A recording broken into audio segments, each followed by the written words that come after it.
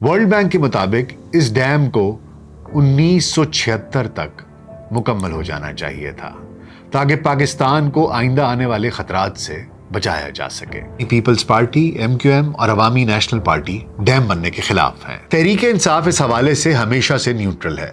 उनका ख्याल है कि चारों सूबे मिल बैठकर इस मसले का हल ढूंढें। खैबर पख्तूनख्वा का पहला एतराज है कि अगर ये डैम बन गया तो नौशहरा डूब जाएगा। अगर इसकी मालियत का अंदाजा लगाया जाए तो अरबों डॉलर्स बनती है, जो कि कालाबाग डैम मंसूबे की लागत से भी कई गुना ज्यादा है।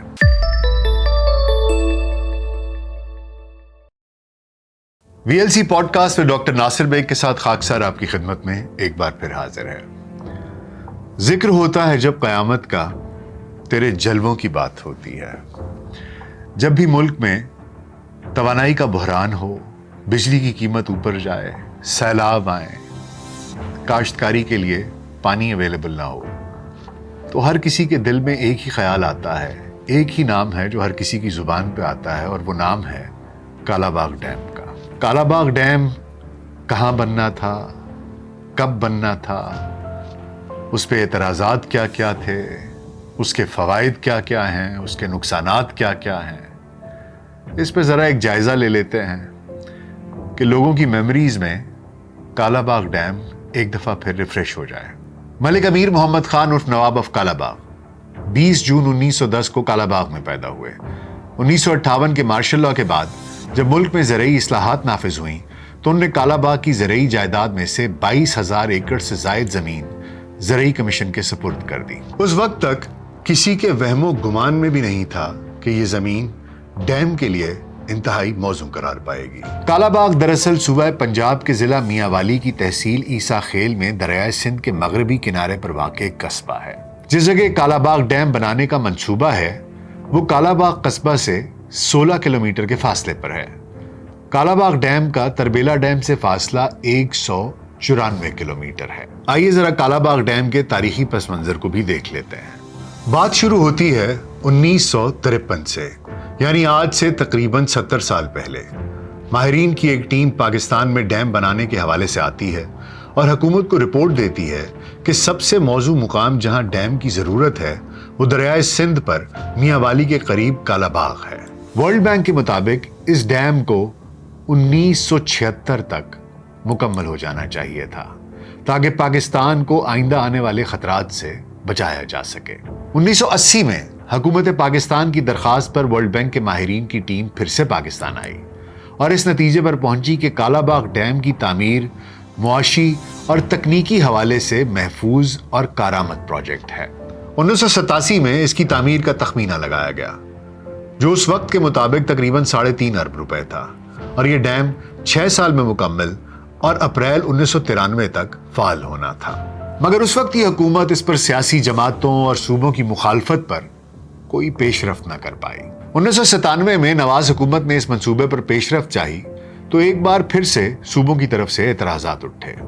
फिर 2000 के बाद मुशर्रफ दौरे हुकूमत में इस पर बहस हुई। इसकी दोबारा से फीजिबिलिटी रिपोर्ट बनाई गई जिसके मुताबिक कालाबाग डैम से तकरीबन 3600 मेगावाट बिजली और कई लाख एकड़ अराजी सैराब हो सकती थी। मगर सूबों के एतराज़ात से ये मामला एक बार फिर खटाई में पड़ गया।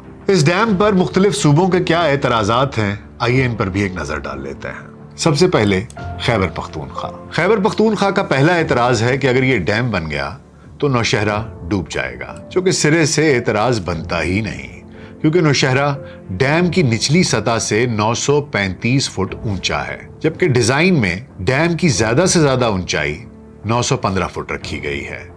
यानी पानी की सतह नौशहरा की निचली सतह से भी 20 फुट नीचे होगी। सूबा केपी का दूसरा एतराज यह है कि डैम बनने से पब्बी और मर्दान के इलाके सेम और थोर का शिकार हो जाएंगे। ये एतराज भी समझ से बालातर इसलिए है क्योंकि डैम में पानी महफूज करने का लेवल 915 फुट है, जबकि ये तमाम इलाके डैम की सतह से काफी ऊंचे हैं। सिर्फ सितंबर और अक्टूबर के महीनों में ही 4 से 5 हफ्तों के लिए पानी का लेवल 915 फुट की सतह पर होगा। इसके बाद फिर रबी की फसल के लिए पानी फराहम किया जाएगा, जिससे पानी का लेवल खुद ब खुद नीचे आ जाएगा। जून में तो पानी का लेवल 825 फुट तक आ जाएगा। इसलिए इन इलाकों में सेमो थोर का तो सवाल ही पैदा नहीं होता। ہوتا۔ کے پی کا تیسرا اعتراض یہ ہے کہ ڈیم کے بننے سے بہت سے لوگ بے گھر ہو جائیں گے۔ اس اعتراض کا حل تو ڈیم کے منصوبے میں ہی شامل ہے۔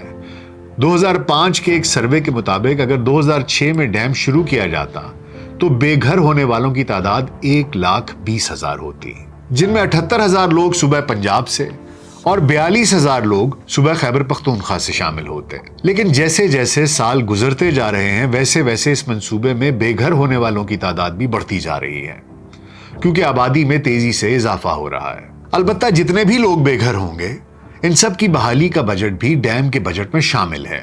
ان تمام لوگوں کو حکومت نہ صرف تمام سہولیات سے آراستہ گھروں پر مشتمل ماڈل ولیجز بنا کر دے گی، بلکہ ان لوگوں کو کاشتکاری کے لیے زمین بھی دے گی۔ ان ماڈل ولیجز میں اسکول، ہسپتال، واٹر سپلائی اور بجلی سمیت تمام سہولیات دی جائیں گی۔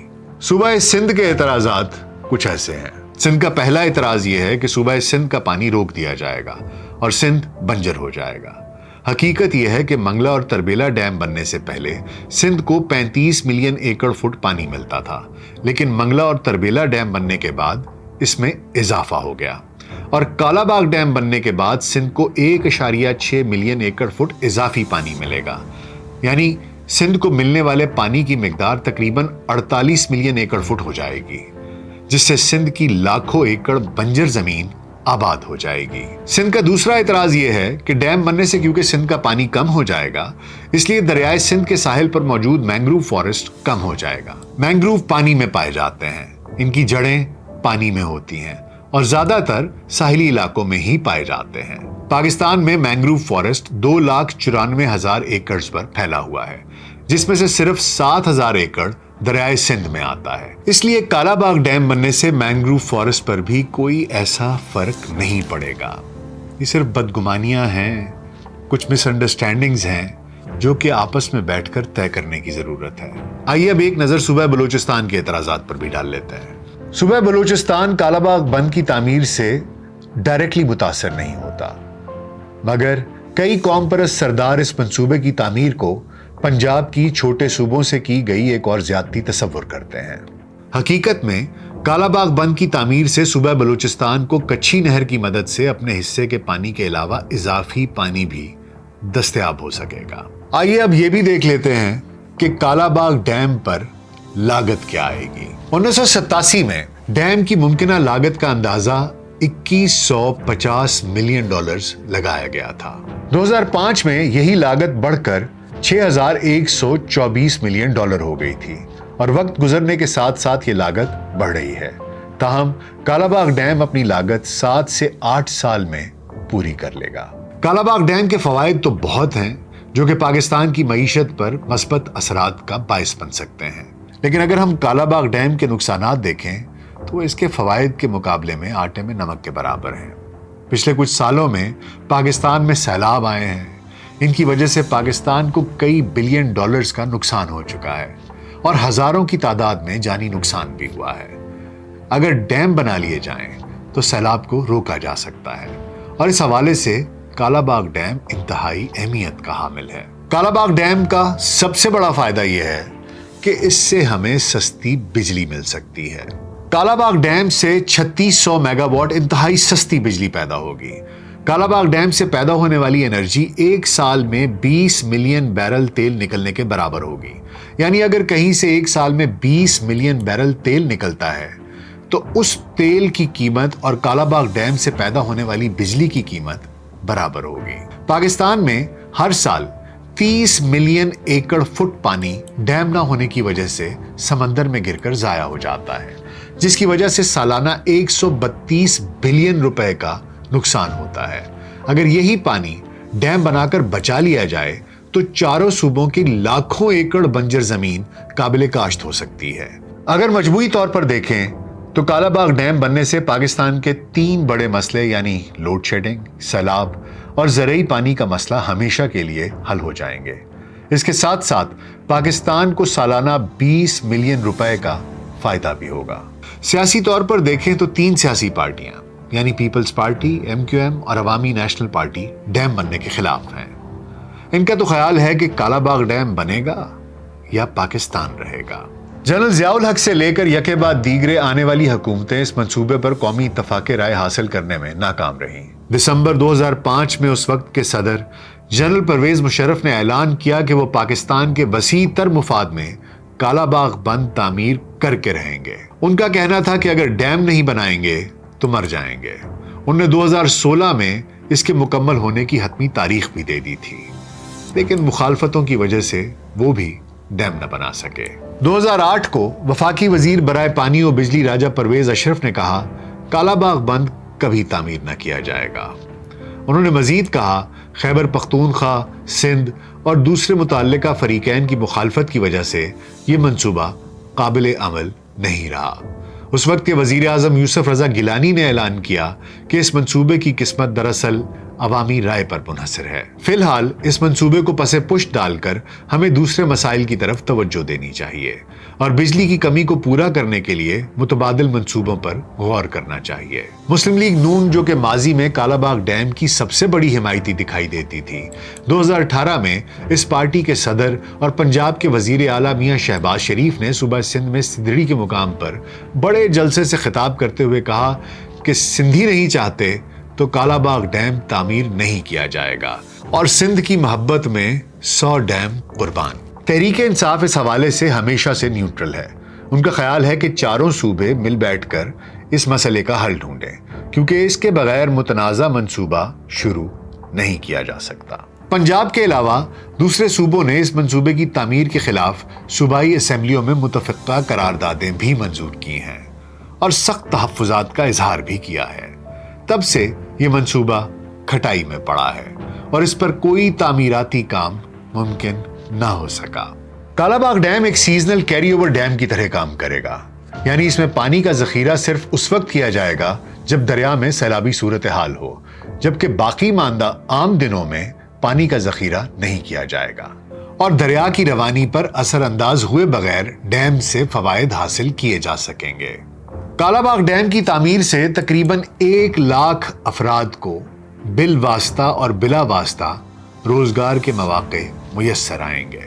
हमने पिछले 20 से 25 साल में 68,000 मेगावाट से जायद बिजली महंगे दामों दीगर जराए से खरीदी। अगर इसकी मालियत का अंदाजा लगाया जाए तो अरबों डॉलर्स बनती है, जो कि कालाबाग डैम मंसूबे की लागत से भी कई गुना ज्यादा है। वापडा के मुहैया करदा आदादो शुमार का जायजा लिया जाए तो तमाम फवाइद की लागत कुल मिलाकर 80 अरब रुपए सालाना बनती है, जबकि इतना तो पाकिस्तान ने कर्जा भी नहीं लिया, जिस पर हम सूद दर सूद अदा कर रहे हैं। 18 सितंबर 2018 को सुप्रीम कोर्ट के चीफ जस्टिस ने कालाबाग डैम रेफरेंडम केस का फैसला सुनाया। अदालती फैसले में कहा गया कि पाकिस्तानी कौम को कालाबाग पर इत्तफाक राय पैदा करने की जरूरत है।